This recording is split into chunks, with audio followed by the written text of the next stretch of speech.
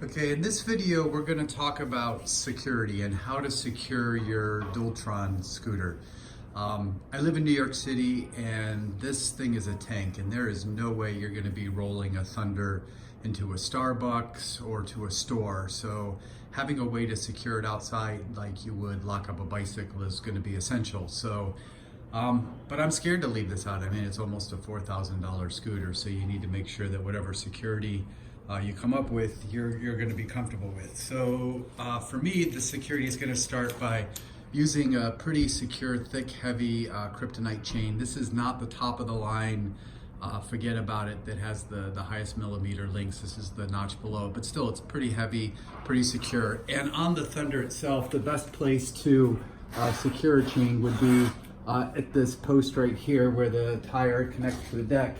And if you thread this through there and then lock it up to a pole, it's going to be pretty secure because no one's going to be able to slide the chain over the deck here or through and underneath the wheel there. So first point of security would be a good kryptonite chain set through there.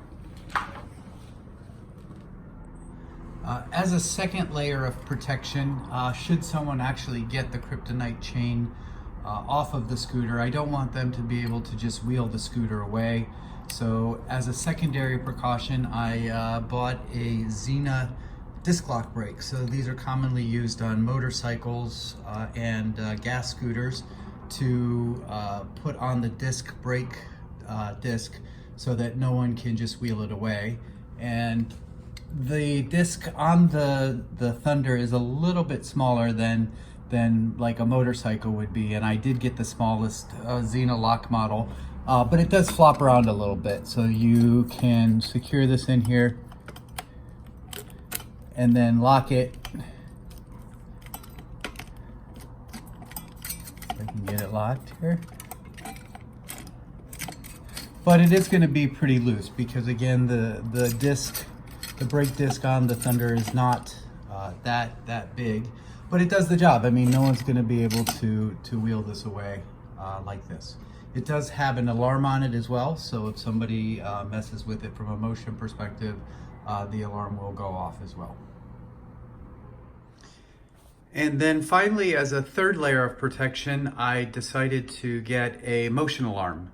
So this is a very simple motion alarm. I got it on Amazon, and I will put a link to it in the comments. But the way this works is you affix this to the scooter, and it comes with two sticky pads so you can stick it to the scooter. And then it also has twist ties and little holes that you thread the twist ties through and attach it to the scooter that way.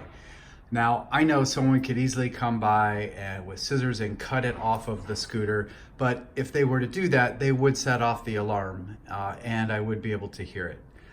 The way this works is it comes with a little remote. You use that to arm it.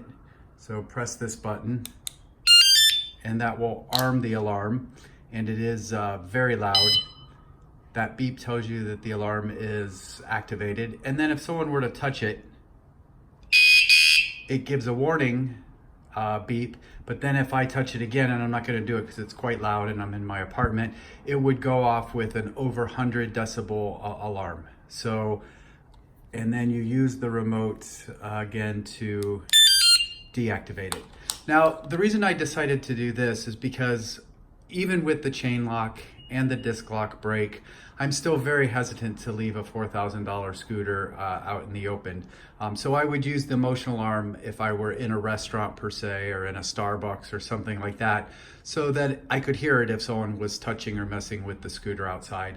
Now, even with these three layers of protection, I would not leave the Thunder unattended for a long period of time. I would not go to a movie theater and leave it locked up. I wouldn't go to the office and go inside and work. I would only leave it where it was in earshot so that I could hear this alarm if the alarm were to go off, and be able to quickly go out and check on the scooter.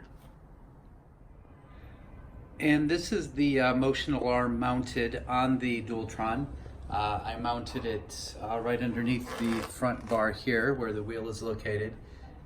So it seems like it's pretty secure. It's got a pad in there so it doesn't bump up against it, and it doesn't feel like it's going to move much, and we'll see how it works out. And here is an example of the Dualtron locked up with the kryptonite lock and with the disc lock brake.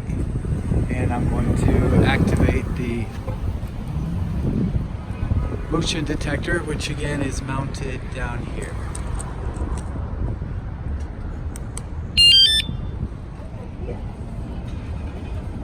Alright, let's demonstrate what happens when you touch the scooter with the motion alarm detector activated. Do it again and it would go off very loudly. Just one final closing thought on security measures for securing your Dualtron Thunder is the fingerprint reader. I do not yet have the fingerprint reader, but I am planning on buying the fingerprint reader as a way to keep somebody from being able to start the scooter should they free it, or even just mess with the scooter if they can't unlock it by activating the throttle.